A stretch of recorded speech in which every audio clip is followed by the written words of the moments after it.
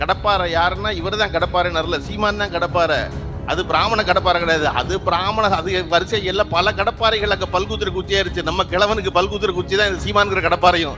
வாப்பா 93 வயசு சொல்லி கசாப்பை சாப்பிட்டு வச்சிருக்கேன், பல்லு குழிக்குள்ள ஏகப்பட்டது மாட்டிருக்கு, இந்த கடப்பாறையை வச்சு நம்புவோம் நம்பிடுவார் அவரு.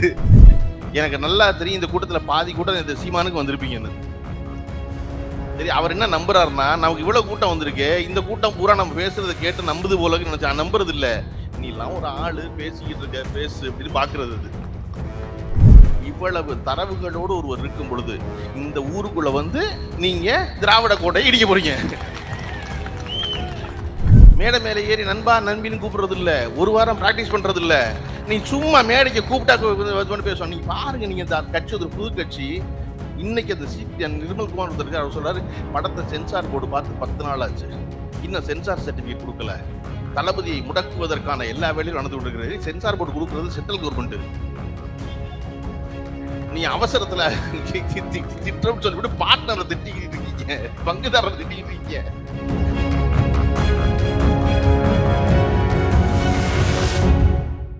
திராவிட மாணவர் பேரவை சார்பில் நடத்தப்படும் பெரியார் ஒருவர்தான் பெரியார் என்ற கூட்டத்திற்கு பெருந்திரளாக கூடி வந்து இருந்து நின்று கால் மாற்றி கால் காத்திருந்து இந்த கூட்டத்தில் கலந்து கொள்ளும் உங்கள் அனைவருக்கும் முதலில் நன்றி சொல்ல கடமைப்பட்டிருக்கிறேன். இவ்வளவு ஒரு திரளான கூட்டம் அமைப்பாளர் வந்து மேடையில் வச்சு அண்ணன் தடுமாட்ட சுபு அண்ணன் வந்து திருப்பி கூப்பிட்டு நாக்காளி போட சொல்லுங்க அப்படிங்கிறாரு. அவர் மயிலாடுதுறையில் இருக்க நாக்காலாம் கொண்டு வந்துட்டான், 1000 சுச்ச நாக்காளி இருக்கு, 1000 சுச்ச நாக்காளியும் போட்டிருக்கேனே, அது இதுக்கப்புறம் வீட்டுல தானே எடுத்து வரணும் அப்படின்னு.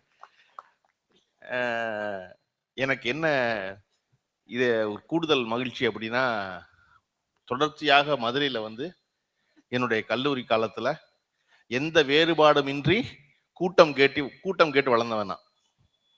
பொதுவாவே பேசுனா மதுரைக்காரங்க அதிகமா வாய பார்ப்போம், யாராவது 2 பேர் பேசினா வாய பார்ப்பான்.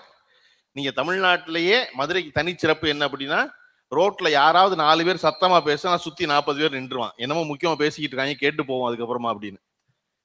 அப்படி எந்த கட்சி வேறுபாடும் இல்லாமல் வந்து கலைஞருடைய கூட்டத்திற்கு போய், மறுவாரமே வந்து தாவண்ணா பாண்டியன் கூட்டத்துக்கு போய், அதுக்கு அடுத்த வாரம் வந்து RSSல ராமகோபாலன் பேசுற கூட்டத்துக்கு போய், அதுக்கு அடுத்த வாரம் ராமகோபாலன் கூட்டத்துக்கு நான் போயிருக்கேன். தலையில ஏன்னா எனக்கு இது கெட்ட பேர் ரொம்ப ஆச்சரியமா இருக்கும், யாரா ஒருத்தர் தலையில துணியை சுத்திட்டு உட்காந்து பேசுறாருன்னு.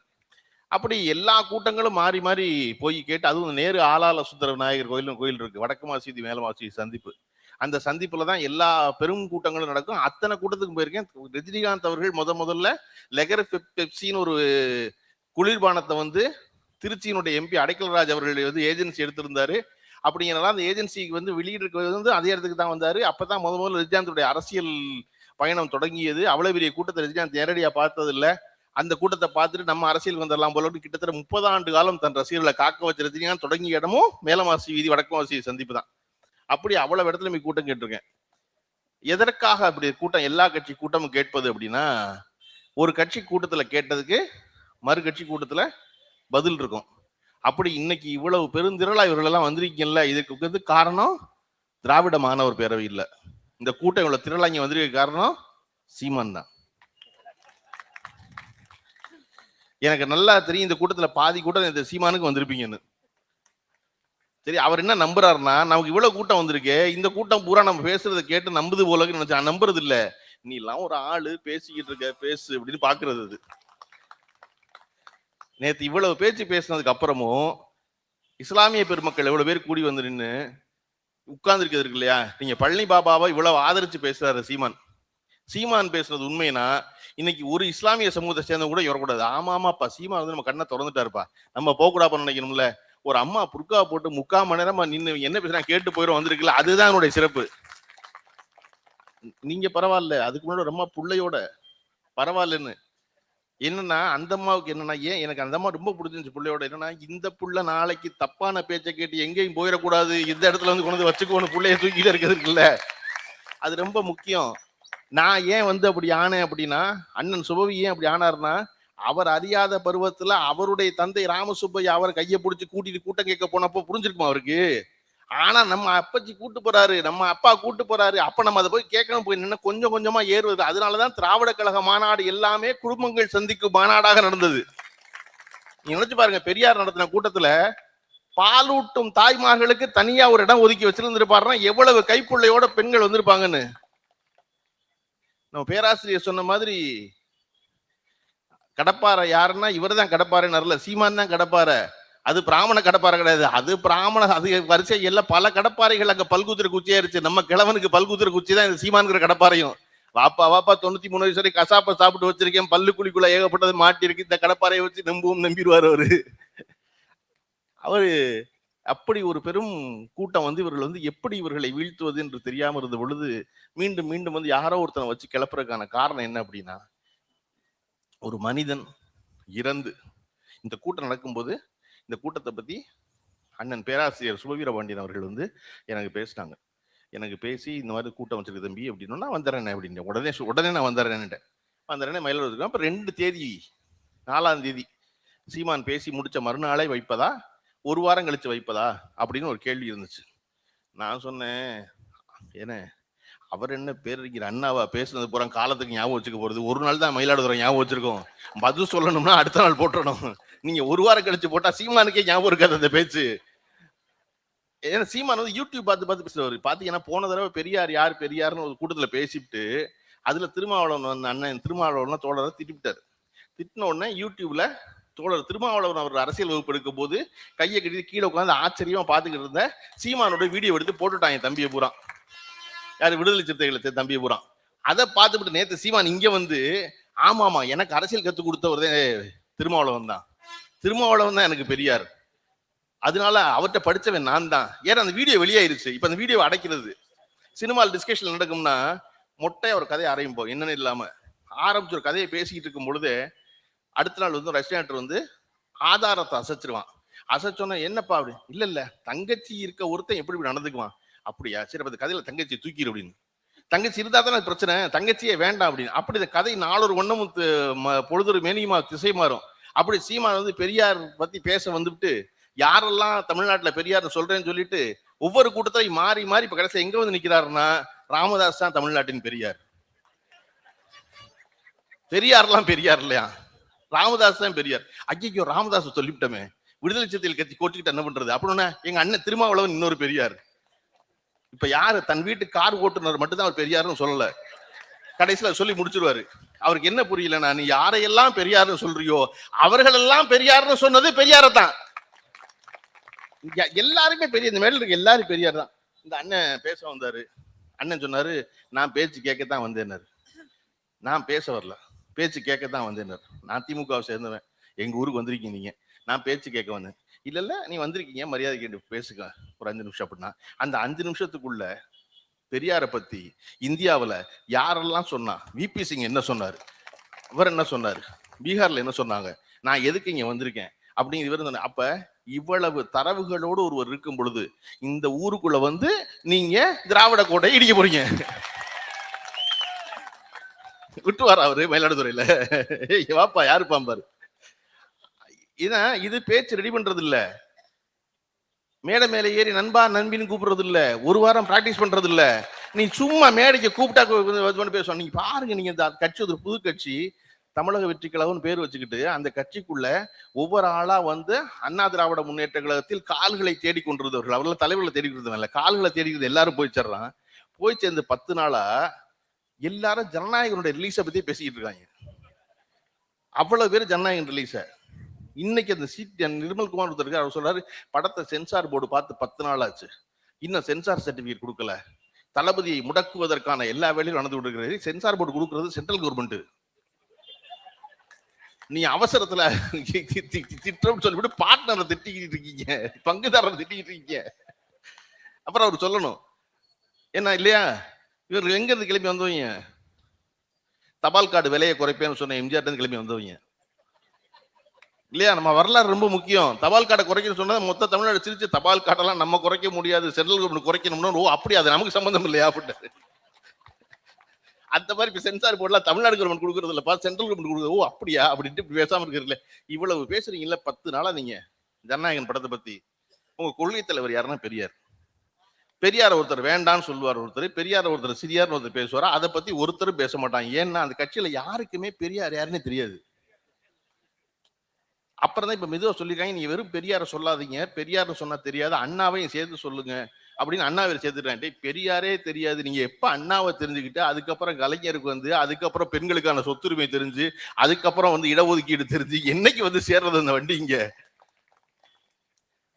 அப்ப இவ்வளவு பெரிய ஒரு அரசியல் வைத்திருக்கும் பொழுது நம்ம எதை கொண்டாட வேண்டியிருக்கிறது அப்படின்னா, கைப்புள்ளையை தூக்கிட்டு கூட்டத்துக்கு வர்ற பெண்களை கொண்டாட வேண்டியிருக்கு. அடுத்த தலைமுறை மேல் அக்கறையோடு இருப்பவர்களை கொண்டாட வேண்டியிருக்கு. இன்னைக்கு தொடர்ச்சியா சாரியா இவ்வளவு இளைஞர்கள் இங்க வந்தது இருக்குல்ல, அது பெருசா கொண்டாடப்பட வேண்டியது.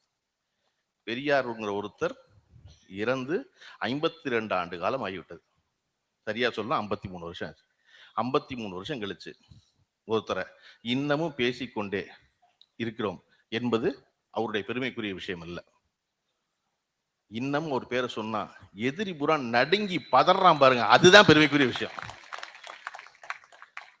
நம்ம பேசாம போகலாம். ஏன்னா எப்பொழுதும் எவரால் ஒருவன் உயர்வடைந்தானோ அவன் நன்றியோடு இருப்பான்னு சொல்ல முடியாது. எவனால ஒருத்தனுடைய கோட்டை தகர்க்கப்பட்டதோ அவன் வெஞ்சினம் கொண்டு காத்துக்கிட்டு இருப்பான், எப்படியாவது ஏதாவது செஞ்சிட முடியாதான்னு. ஆனா அவன் தொடர்ச்சியா தோல்வி எடுத்திருக்கான். காரணம், அவன் எடுக்கிற கத்தி பூரா அட்டக்கத்தி. இன்னைக்கு எடுத்திருக்க அட்டக்கத்தி சீமான் இல்லையா?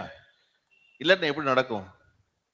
மாறி மாறி ஆட்சி. அவர் சொன்னார்ல, சிங்கராயர் பேசும்போது சொன்னாரு, வந்து திருமாவளவனிடம் பேசினார்கள், வேல்முருகனிடம் பேசினார்கள். இன்னைக்கு அவர் பேசுற மாதிரி பேசுங்க. எங்கிட்ட எல்லாம் பேசினாங்க, நான் யார்ட்டையும் சொல்லல. அவங்க இஷ்டத்துக்கு எங்கிட்ட எல்லாம் பேசினாங்க. அது என்ன, நீங்க நல்லா எந்தோட மோடியை திட்டுங்க, பிஜேபி திட்டுங்க, ஆர்எஸ்எஸ் திட்டுங்க, ஆனா 5 நிமிஷம் மட்டும் திட்டுங்க. அதுக்கப்புறம் 55 நிமிஷம் திமுகவையும் கலைஞரையும் திட்டுங்க. நீங்க அதனாலதானே பெரியாரை திட்ட வருகிற சீமான் பெரியாரெல்லாம் திட்டுனீங்க. பெரியாரை திட்டுறாரு, பெரியாரை தொட்டு எங்க வந்து நிப்பாரு அப்படின்னா கடைசியில் வந்து கலைஞர் கருணாநிதி வந்து நிப்பாரு, ஸ்டாலின் வந்து நிப்பாரு. நீங்க பேச வந்து பெரியார தானே, நீ பெரியாரை மட்டும் பேசுவா. பழனி பாபா என்ன சொன்னார்? பெரியாரை எவெல்லாம் திட்டானோ அவனை நம்பாதுன்னு சொன்னார். அவர் என்னை போல் படித்திருந்தால், அதுக்கப்புறம் படிச்சிருந்தா அவர் என்னை மாதிரி திட்டிருப்பாரு. பழனி பாபா எப்ப செத்து போனாரு? எப்ப கொலை செய்யப்பட்டாரு? 97ல. பெரியார் எப்ப செத்து போனாரு? 72ல. 72ல 97 20 வருஷம் இருக்கு. 20 வருஷம் படிச்சிருப்பார்ல எல்லாத்தையும். பழனி பாபா இறந்ததுக்கு அதுக்கப்புறம் ஏதாவது பெரியார் புதுசா தான் எழுதினாரா? 97ல பழனி பாபா கொலை செய்யப்பட்டாரு. 97க்கு அப்புறம் பெரியார் ஏதாவது புதுசா சொன்னாரா? அது எதையாவது புதுசா படிச்சுட்டாரா சீமான்? அதுக்கப்புறம் படிச்சிருந்தா தான் நீங்க சொல்லணும், நான் பழனி பாபா படிக்காது நான் படித்தேன். யாரு படிக்காது நீங்க படிச்சீங்கன்னா எங்க தான் இருக்கு அந்த லைப்ரரின்னு தெரியல இல்லையா? யார் பழனி பாபாவுக்கு தெரியாது, எனக்கு தெரியும் அப்படின்னு திரும்ப திரும்ப தொடர்ச்சியாக அந்த வண்டியத்தை எதை நோக்கி திருப்புறது அப்படின்னா வந்து திராவிடர் முன்னேற்ற கழகத்துக்கு எதிராக திருப்புவது. இவர்களுக்கு பதட்டம், அடுத்த தேர்தலில் இவர்களின் வெற்றி உறுதி செய்யப்பட்டு கொண்டே இருக்கிறது. இதை என்ன செய்வது என்று தெரியாமல் வேற வேற பக்கம் கம்பு சுத்துறான். ஒரு சர்க்கஸ்ல சிங்கத்தை முக்காலில உட்கார வச்சு சவுக்கால சுடுக்கிட்டு இருந்தான் ரிங் மாஸ்டர். பார்த்த எல்லா கூட்டத்துக்கும் இவ்வளவு பெரிய சிங்கம், காட்டுக்கு ராஜா, அத ஒரு முக்காலில உட்கார வச்சிடறாங்க ஒரு சாட்டையை வச்சுக்கிட்டு. என்னைக்காவது ஒரு நாளைக்கு கரண்ட் போகுது, கரண்ட் போனுச்சுன்னா சிங்கம் என்ன செய்யும்? மாஸ்டர் அடிச்சிடும் அப்படின்னு நினைச்சுக்கிட்டு கூட்டம் காத்திருக்கு. கூட்டம் காத்திருந்தது போய் ஒரு நாள் சர்க்கஸ்ல கரண்ட் கட் ஆயிருச்சு. கரண்ட் கட்டானா கூட்டமே ஓன்னு ஒரு சத்தம். ஏன்னா இப்போ கரண்ட் வந்துச்சுன்னா அவர் அடிபட்டுவார் சிங்கத்துல. ஒரு 2 நிமிஷத்துக்கு கரண்ட் வந்துருச்சு, ஜெனரேட்டர் போட்டு பார்த்தா மாஸ்டர் ஐத்தாப்புல நிக்கிறாரு, சிங்கம் முக்காலிலே உட்காந்துருக்கு. மறுபடியும் ஓன்னு ஒரு பெரிய ஆச்சரியம் கூட்டத்துக்கு. கூட்டம் முடிஞ்சோன்னு கிரீன் ரூமுக்கு போய் அந்த மாஸ்டரை பார்த்து, மாஸ்டர் எப்படி மாஸ்டர், வெளிச்சம் இருக்கும் போது பரவாயில்ல, கரண்ட் கட்டானா இப்ப எப்படி சிங்கம் உங்களை அடிக்காம இருந்துச்சு அப்படின்னு. இந்த பயம் எனக்கும் வந்துச்சு, உடனே எனக்கு வந்துச்சு. ஆனா அப்புறம் தான் புரிஞ்சிச்சு, சிங்கத்துக்கும் இருட்டுல கண்ணு தெரியாது இல்லையா? அப்படி நினைச்சா நீங்க சொல்றீங்க சிங்கத்துக்கு கண்ணு தெரியும் இருட்டுல, எனக்கு தான் தெரியாது, எனக்கு தெரியாது, ஆனா சிங்கத்துக்கு கண்ணு தெரியும். இப்ப என்ன அடிச்சிடக்கூடும் அப்படி நினைச்சா நீங்க பயந்தீங்க, ஐயோ புடி சிங்கம் அடிச்சிருமேன்னு. ஆனா எனக்கு ஒண்ணு புரிஞ்சிச்சு, எனக்கு கண்ணு தெரியாதுன்னு சிங்கத்துக்கு தெரியாதுல்ல. எனக்கு கண்ணு தெரியும் எப்ப சிங்கத்துக்கு தெரியும்? நான் சாட்டையை சொடுக்கிறத நிப்பாட்டினா தெரிஞ்சுக்கும் அது. நான் என்ன பண்ணேன், இருட்டுல சாட்டையை சுத்திக்கிட்டே இருந்தேன். சிங்கம் நினைச்சு இவனுக்கு கண்ணு தெரியும் போலன்னு உட்கார்ந்துட்டே இருந்துச்சு பேசாம. அப்படி சீமான் இருட்டுல சாட்டையை சொடுக்கிட்டே இருக்காரு. அந்த நாக்காளியில முக்காலில உட்காந்துட்டு சிங்கம், அது நம்ம ரொம்ப நாளா முக்காலில உட்கார வச்ச குருமூர்த்தி. அதுக்கு தெரியாது இந்த மாஸ்டருக்கு கண்ணு தெரியாது, அது சும்மா சாட்டையை சுத்துறான் எல்லா பக்கமும் லெப்ட் அண்ட் ரைட்லன்னு இல்லையா. விளங்காதவங்க ஆள் கூட்டுறது எப்படி கூட்டுறாங்க பாருங்க. ஏற்கனவே இங்கிருந்து போனாலே கூட்டம், நீ புதுசா ஒரு ஆளை ரெடி பண்ணணும். இப்ப என்னன்னா அண்ணன் என்ன பண்றாருன்னா, போற கூட்டத்துல எல்லாம் வந்து முதல்ல என்ன பேசுறாங்க வீடியோவை எடுத்து வேற ஒவ்வொரு கூட்டத்திலையும் போய் போட்டு அன்று என்ன பேசினா இன்று என்ன பேசினான்னு போட்டே இருக்காரு. நீங்க நினைச்சுக்கிட்டு இருக்கீங்க நம்மள மாதிரி ஒரே கருத்து பேசுவார், நீங்க வேற பணம் கொடுத்தா அவரே எதிர்த்து பேசுவாரு. திராவிட மாணவ பேரவை பணம் கொடுத்துச்சுன்னா சீமானே வந்து பேசுவார் சீமான் எதிர்த்து. அது ப்ராஜெக்ட் அவ்வளவுதான். இப்ப இருக்க பதட்டம் என்ன அப்படின்னா, அந்த பக்கம் விஜய் ஒரு கட்சி ஆரம்பிச்சு வச்சிருக்காரு, இந்த பக்கம் நம்ம ஒண்ணு ஆரம்பிச்சு வச்சிருக்கோம். இதுல என்ன தாக்கு பிடிக்கிற, நீங்க ஆஸ்பத்திரிகள்லயே பாத்தீங்கன்னா வித்தியாசமான ஆஸ்பத்திரி எதுனா மனநல மருத்துவமனை. நீங்க வேற எந்த இடத்துல உங்க வீட்டுக்கு ஆளுல போய் சேர்த்தீங்கன்னா, ஒரு ஆஸ்பத்திரியில ஒரு கைகால் முடக்கம் பிரச்சனை ஹாஸ்பிட்டல் சேர்க்குறீங்க, ஒரு 3 நாள்ல வந்து மருத்துவர் என்ன கேட்பீங்கன்னா, ஐயா எப்ப கூட்டு போலாம் எங்க அப்பாவை. கண்ணுல பிரச்சனை ஹாஸ்பிட்டல் சேர்க்குறீங்க, ஒரு 4 நாள் என்ன கேட்பீங்கன்னா, அம்மாவை எப்ப கூட்டு போலாம் வீட்டுக்கு. வயிற்று வலி பிரச்சனை கொண்டு போய் தங்கச்சியை சேர்த்துருக்கு, ஒரு 5 நாள்ல கேட்பீங்க வீட்டுக்கு எப்ப போகலாம். எந்த ஆஸ்பத்திரிக்கு போனாலும் வீட்டுக்கு எப்ப போகலாம் தான் கேட்போம் இல்லையா. அதுதான் எல்லாரும் கேட்கறது. கீக்க நோய் குணமாய் போயிடணும். ஒரே ஒரு ஆஸ்பத்திரியில மட்டும் கேட்க மாட்டோம். மண்டல மருத்துவமனையில் நம்ம வீட்டுல மன சரியில்லை, நான் கொண்டு போய் விட்டுட்டு நல்லா வச்சுக்குங்க, பார்த்து சௌரியம் பண்ணி மெதுவா அனுப்புங்க, ஒன்னும் அவசரம் இல்லை, 3 நாள் அனுப்பிச்சிடாதீங்க. ஏன்னா அவன் வீட்டுக்கு வந்தா தொந்தரவு, எப்ப என்ன செய்வான்னு தெரியாது, யாரை கடிப்பான்னு தெரியாது. அதனால வந்து ஒன்னும் அவசரம் இல்லை, 1 மாசம் ஆனாலும் வச்சு குணப்படுத்தி அனுப்புங்க. அப்படி ஒரு பைத்தியக்கார கூட்டத்தை சீமான் வச்சிருந்தாரு. அதே கூட்டத்தை இப்ப விஜய் வந்து கூப்பிடறான்னு 2 பேருக்கு பிரச்சனை, என் பைத்தியத்தை அவன் கூட்டு போயிடுவானா, அவன் பைத்தியத்தை நான் கூட்டு போயிடுவான பதட்டத்துல. பெரியார் எப்படி பெரியார், பெரியார் எப்படி பெரியார், பெரியார் ஒருவர் தான் பெரியார்னு யார் சொன்னதுன்னா, யாரை தலைவர் என்று சீமான் சொல்லிக் கொண்டிருக்கிறாரோ அந்த பிரபாகரனோடு தினசரி பழகிய, பிரபாகரன் கவிஞன் என்று போற்றி கொண்டாடிய காசி ஆனந்தன் சொன்ன வார்த்தை தான் பெரியார் ஒருவர் தான் பெரியார். அவருடைய கவிதை பெரியார் ஒருவர்தான் பெரியார். திராவிட மாணவர் பேரை சொல்லல, காசி ஆனந்தன் சொன்னாரு. நிஜமாவே பிரபாகரனோடு பழகுனவர், பிரபாகரனை வைத்து எந்த ஆதாயம் அடையாதவர், பிரபாகரனை வச்சு எந்த பொய்க்கதையும் சொல்லாதவர்.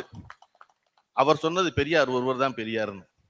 அப்ப நீங்க யாரையெல்லாம் கூட்டிட்டு வரீங்களோ அவர்கள் எல்லாரும் ஒரு இடத்துல பாத்தீங்கன்னா பெரியார் தான் பெரியார்னு சொல்லியிருப்பாங்க. விதவை திருமணத்தை பத்தி பேசினாங்க. இன்னைக்கு எல்லா இடத்துலையும் பெண்கள் வந்து இவ்வளவு பெருசா பெரியாரை கூடுவதற்கான காரணம் என்ன? அவருக்கு பெரியாருக்கிற பட்டத்தை பெரியார் தான், பெண்கள் தான் கொடுத்தாங்கன்னு எல்லாரும் தெரிஞ்சது. நீங்க யோசிச்சு பாருங்க, நம்ம பிரியமான எல்லாருக்குமே நம்ம ஒரு பேர் கொடுக்குறோம் இல்லையா. அந்த பட்டத்தை கழட்டி விட்டாலும் அவர்கள் இருப்பார்கள். பெரியார் ஈவேரான்னு சொல்றக்கா இந்த நாட்டுல இருந்து மறைஞ்சிருவாரா? நாளையில இருந்து ஈவேரான்னு சொல்லிடுவோம்னா பெரியார் நிஜமாவே மகிழ்வாரு. பரவாயில்லப்பா, நம்மளை பெரியார்னு சொல்லாம பேர் சொல்லி கூப்பிடுறாங்க, அதுக்கு தான் நம்ம போராடணும் அப்படிதான் சொல்லுவான். நாளைக்கு அறிஞர் அண்ணாவை வெறும் அண்ணன் நீங்க சொல்லலாம், கலைஞர் கருணாநிதிய வெறும் கருணாநிதினு சொல்லலாம் இல்லையா. இது எல்லாமும் நாம் விரும்பி அவர்கள் மேல் கொண்ட பற்று, நமக்காக அவர் உழைத்தவர்கள், உழைக்கின்றவர்கள், என்னாலும் அவர்களால் பலன் பெற்றவர்கள், நலனடைந்தவர்கள், சுயமரியாதை பெற்றவர்கள் என்பதால் இவர்கள்லாம் இந்த பேரெல்லாம் சொல்றோம். சரியா? அப்படி இல்லைன்னு வச்சுக்கோங்க, நான் என்ன செய்வேன், நானே எனக்கு பேர் வச்சுக்குவேன். எனக்கு ராமசாமின்னு பேர் வச்சாதானே பெண்கள் மாநாட்டில் கூடி பெரியார்னு பேர் வைக்கணும். நான் எனக்கு பெரியார்னே பேர் வச்சுக்கிட்டேன்னா இல்லையா. அப்படி ஒருத்தன் தனக்கு தானே சீமான்னு பேர் வச்சுக்கிறது. யாருமே நம்மளை சீமான்னு சொல்ல மாட்டாங்க, நம்மளே சீமான்னு பேர் வச்சுக்கோம். சரி ரைட்டு, பெரியார் ஈவே ராமசாமியில இருந்து பெரியாரை கழட்டிட்டா ஈவே ராமசாமி மிஞ்சோட கொள்ளு மிஞ்சும், சீமான்ல இருந்து சீமானை கழட்டிட்டா என்ன மிஞ்சும்? உன் பேரை தவிர வேற என்ன இருக்கு? என்ன செய்வீங்க நீங்க? வெறும் திரள் நினைச்சு பாருங்க, எப்ப ஏற்பட்ட நண்பர்களை பெற்றும் இந்த சீமானுக்கு அறிவறிய நினைச்சுக்குவேன். அவருடைய வீட்டு வாடகை நண்பர்கள் கொடுக்குறாங்க, வீட்டு செலவு நண்பர்கள் கொடுக்குறாங்க, வண்டிக்கு வந்து என்ன யார் ஊத்துறா நண்பர்கள் கொடுக்குறாங்க. எதுவுமே கணக்கு கிடையாது. எதுக்காவது கணக்கு இருக்கா? நீங்க ஒரு பொது கட்சி நடத்துறீங்க, இல்ல கணக்கு இருக்கா? நீங்க வணங்காமுடின்னு ஒரு பேராசிரியர் இருக்காரு, அண்ணனுக்கு ரொம்ப தெரிஞ்ச, அவர் எழுதின புத்தகம் ஒன்று இருக்கு பெரியாரை பத்தி, புரட்சி பேச்சாளர் பெரியார்னு. ஏன்னா பெரியாரை வந்து சிந்தனையாளர்னு புரட்சியாளர் சொல்லுவாங்க, பேச்சாளர்னு யாரும் சொல்ல மாட்டாங்க. அவர் ஒரு ஆய்வு கட்டுற புத்தகம் போட்டாரு, பெரியார் ஒரு சிறந்த பேச்சாளர்னு. அந்த புத்தகத்துடைய பின் இணைப்புல பெரியாருக்கு யார் யாரெல்லாம் அவருக்கு பணம் கொடுத்தாங்க அப்படிங்கிறத பெரியார் திடல்னு லிஸ்ட் வாங்கி போட்டிருப்பாங்க. ஏன்னா பெரியார் நினைச்சது, இது பொது பணம், நான் பொது வாழ்க்கைக்கு வந்துட்டேன், ஏன்னா எல்லா பணத்துக்கும் கணக்கு வச்சுக்கணும், அதை எல்லோரும் பார்ப்பது போல இருக்கணும்னு நினைச்ச ஒரு நேர்மையாளன் தமிழ்நாட்டில் கடந்த 100 ஆண்டுகள்ல யாரும் சந்திக்கவே இல்லை. திரு ஆர்.எம். வீரப்பனை வந்து எம்ஜிஆர் அவர்கள் கூப்பிட்டு பக்கத்திலே வச்சிருந்தாரு. எதுக்காக வச்சிருந்தாரு? எதுக்காக வச்சிருந்தாருன்னா, பெரியார் எவ்வளவு கடுமையான ஆள் பண விஷயத்துல தெரியும் எம்ஜிஆருக்கு. அந்த கடுமையான பெரியாரிடம் மிகச் சரியாக கணக்கு வைத்திருப்போம் என்று பாராட்டு பெற்றவர் வந்து ராமவீரப்பன். ஓ, பெரியாரே பாராட்டுற ராமவீரப்பனை, அப்ப நம்ம இந்த பணத்தை பூரா ராமவீரப்பன் தான் கொடுத்து வைக்கணும் பெரியார்ட்ட சொல்லி கூட்டிட்டு வந்தார் ராமவீரப்பனை எம்ஜிஆர். அப்படி ஒரு ஸ்ட்ரிக்டான ஒரு ஆபீசர் பெரியார். ஏன் அவ்வளவு ஸ்ட்ரிக்டா இருந்தார் அப்படின்னா, அவருக்கு தெரியும் இந்த பணம் என்பது நம்ம ரொம்ப பத்திரமா வச்சிருந்தாதான் இந்த இயக்கத்தை வழிநடத்த முடியும், நம்ம கூட்டம் போட முடியும். நம்ம யாருக்கிட்ட போய் 10 காசுக்கு நன்கொடை கொடுங்கன்னு நின்றக்கூடாது. நம்ம பேர் வைக்க சொன்னா காசு வாங்குவோம், போட்டோ எடுக்க சொன்னா காசு வாங்க. எங்கிட்ட போட்டோ எடுக்க வர்றாங்க, காசு போவோம். நீங்க பெரியார்ட்ட போட்டோ எடுக்க போனீங்கன்னா இன்னைக்கு மாதிரி செல்ஃபிலாம் எடுக்க முடியும். செல்ஃபி காலத்துல பெரியார் இருந்தாருன்னா இன்னைக்கு பெரியார் தான் இந்த உலகத்தினுடைய மிகப்பெரிய கோடீஸ்வரன். யாரு செல்ஃபி எடுத்தாலும் காசு கொடுன்றுவாரு. எதுக்கு சும்மா எடுக்கிற போட்டோவை, எனக்கு காசு கொடுப்பாரு. ஏன்னா அந்த காசை வாங்கி சிறுக சிறுக சிறுக சேர்த்த பணத்துலதான் அந்த இயக்கம் நடந்துச்சு. அதுலதான் அநாத பிள்ளைகளுடைய பள்ளிக்கூடம் நடந்துச்சு, அதுலதான் பெண்கள் கல்லூரி நடந்துச்சு, அதுலதான் எல்லாரையும் எடுத்தெறிஞ்சு பேச முடிஞ்சு அவராலே. என்ன பேசுற நீ திரள் நிதியில பொழைச்சவர் இல்ல அவரு. இந்த மாசம் இவன் பணம் கொடுக்குறானா இவனுக்கு பேசுவோம், அடுத்த மாசம் பணம் கொடுத்து அவனுக்கு பேசுவோம் இருந்தவர் இல்ல அவரு. இல்லையா? நீங்க நினைச்சு பாருங்க, ஒரு ஆதரவற்ற பிள்ளைகளுக்கு பள்ளிக்கூடம் நடத்துறாரு. அந்த பள்ளிக்கூடத்துல கடவுள் வாழ்த்து பாடப்பட்டுச்சு. கடவுள் வாழ்த்து பாட்டப்ப திரு நேத்து சுந்தரவடிவேலு கல்வித்துறையினுடைய அதிகாரியா இருந்தவர், அவர் கேட்கிறாரு, ஐயா நம்ம நடத்துற பள்ளிக்கூடத்துல கடவுள் வாழ்த்து பாடப்படுதே. அறைக்குள்ள உட்காந்துருக்காரு பெரியார். கடவுள் வாழ்த்து பாடப்படுது அப்படின்னு பெரியார் சொன்னாரு, ஆதரவற்ற பிள்ளைகளை ஒரு சாப்பாடு போட்டு பாடம் நடத்துறேங்கிறதுக்காக நான் ஏன் கொள்கையை அந்த புள்ள மண்டைக்குள்ள திணிக்க கூடாது. மற்ற பிள்ளையெல்லாம் எப்படி வளருமோ அப்படியே வளரட்டும், அதுக்கு அறிவு வளரட்டும், அறிவு வளர்ந்து அதுவே தெரிஞ்சு நான் சொல்றது சரின்னு நினைச்சா இந்த நாத்தியத்துக்கு வரட்டும், வரலன்னா சாமி கும்பிட்டோம். அவர்தான் நீங்க பேசிட்டு இருக்கீங்க இல்லையா? எப்படி ஒரு மனுஷன் இருக்க முடியும்?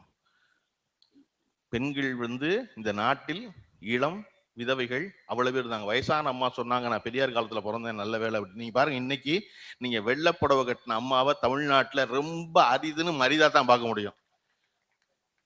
வயசான பாட்டியா இருந்தா கூட கலர் புடவை தான் கட்டுவோம். வீட்டுல பிள்ளைய சொல்லுவோம், அம்மா நீ என்னம்மா, எனக்கு அப்பா செத்து போனார், நான் சொல்றேன் பொட்டு வச்சுக்கோங்க இல்லையா?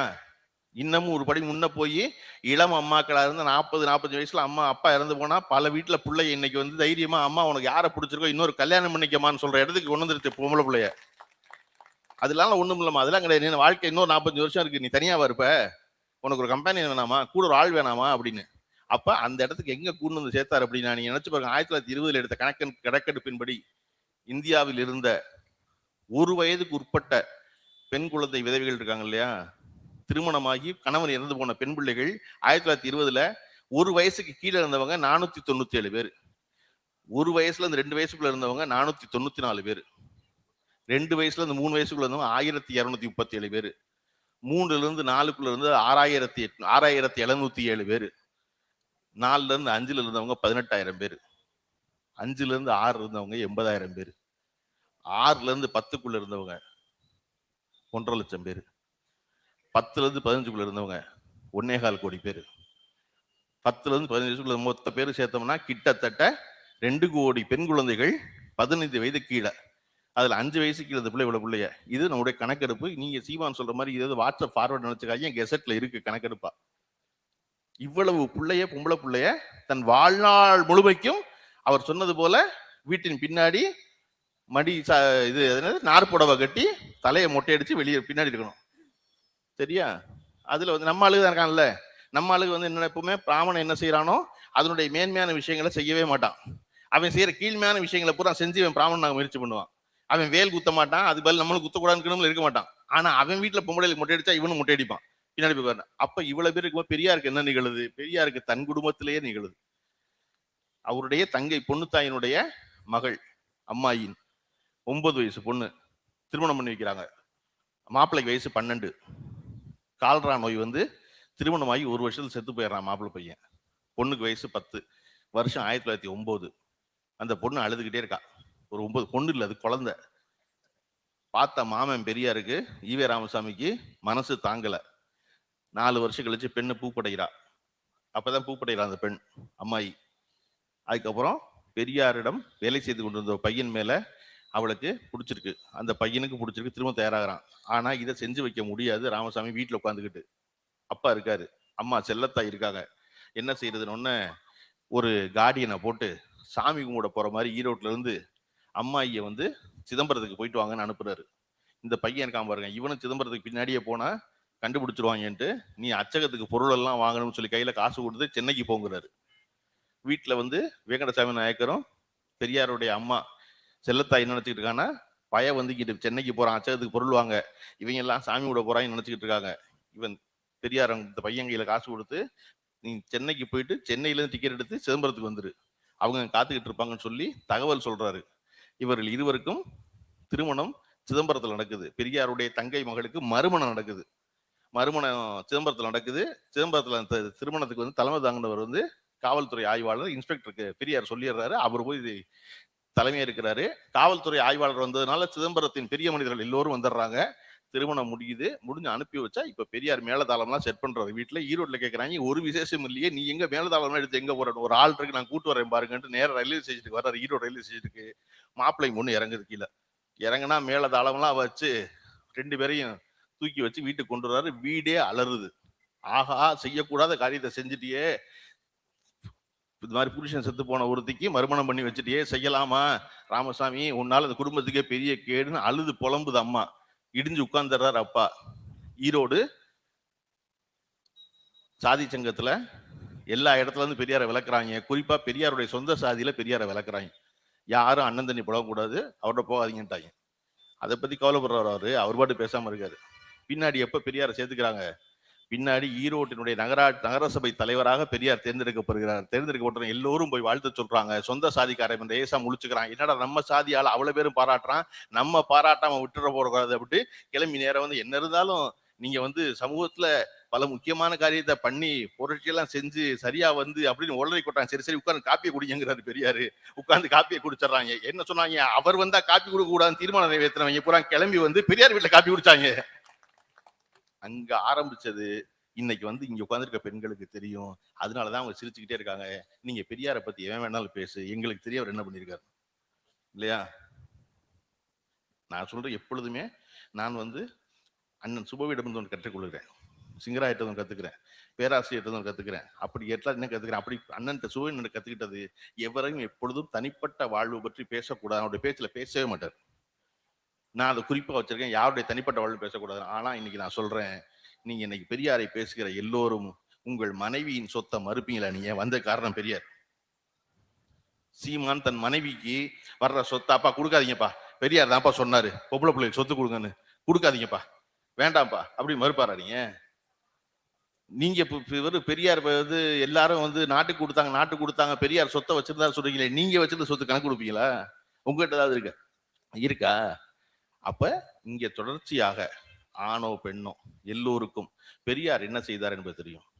அதை வந்து பிராமணர்கள் எவரும் எதிர்ப்பதில்லை.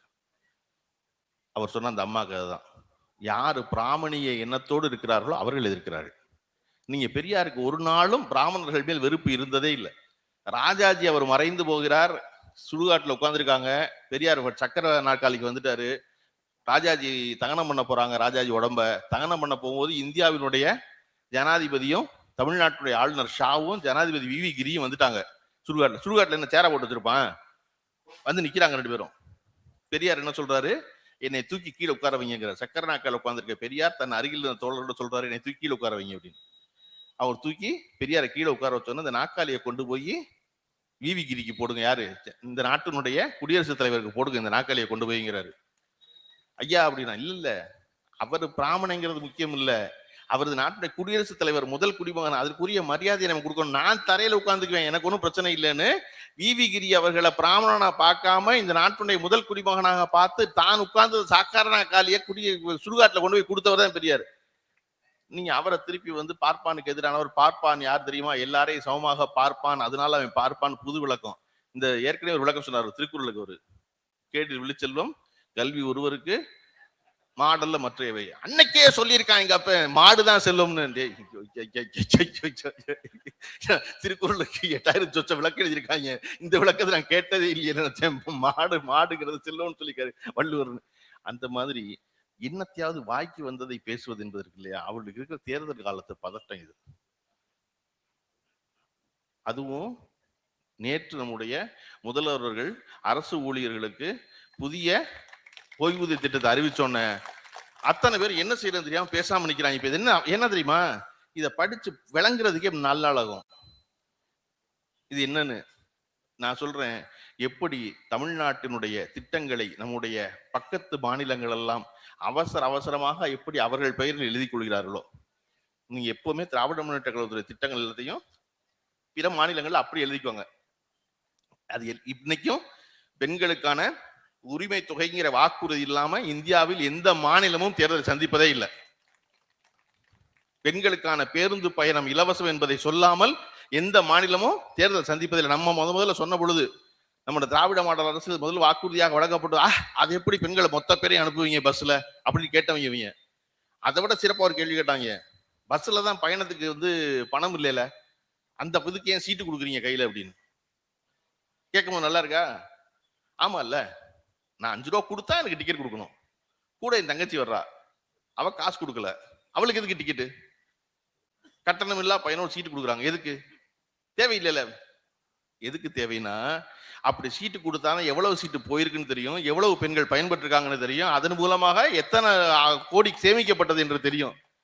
நான் சொல்றேன் கேளுங்க, இந்த நாட்டில் தமிழ்நாட்டில் இதுவரையும் வந்த திட்டங்களிலேயே மிகப்பெரிய சமூக மாற்றத்தை அடுத்த 10 ஆண்டுகளில் ஏற்படுத்த போகிற திட்டம் எது அப்படின்னா, பெண்களுக்கு பேருந்தில் கட்டணமில்லா பயணம் என்பது அவ்வளவு பெரிய மாற்றம். அந்த மாற்றம் இப்ப தெரியவே தெரியாது.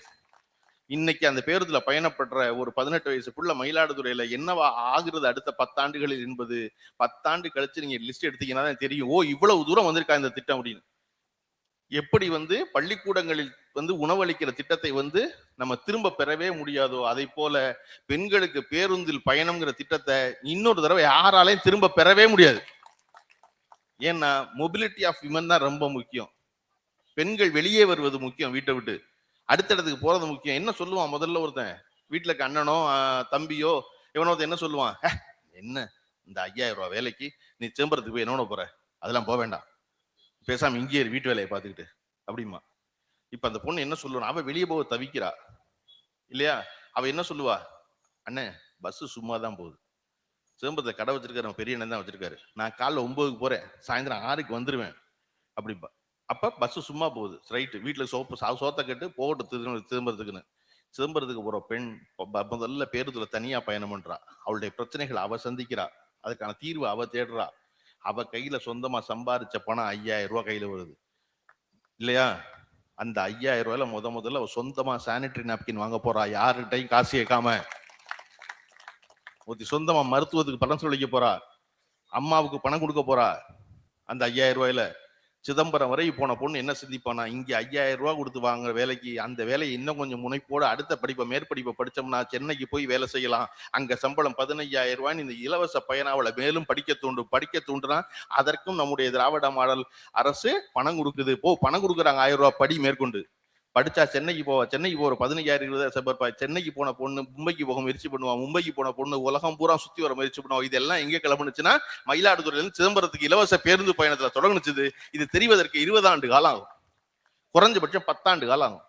அப்ப அதை போல இன்னைக்கு நம்ம கொடுத்துருக்க புதிய ஓய்வு திட்டம் இருக்குல்ல, அதை நீங்க பாருங்க, அடுத்து வரப்போற எல்லா மாநில அரசாங்கங்களும் அவசரமா எடுத்து அதை அப்படியே காப்பி பேஸ்ட் பண்ணி இதை அறிவிச்சிருவான். அவ்வளவு பேரும் இன்னைக்கு காஷ்மீர்ல வரவேற்றுட்டாங்க, அதை ரொம்ப மிகச்சிறந்த திட்டம் அதுன்னு. அப்ப இதெல்லாம் என்ன செய்யறது, இதுக்கெல்லாம் பதில் சொல்லணும்னா படிக்கணுமே, இதுக்கெல்லாம் பதில் சொல்லணும்னா அறிவு வேணுமே தெரியாம தான் பெரியார் தான் பெரியார்னு ஆரம்பிக்கிறது.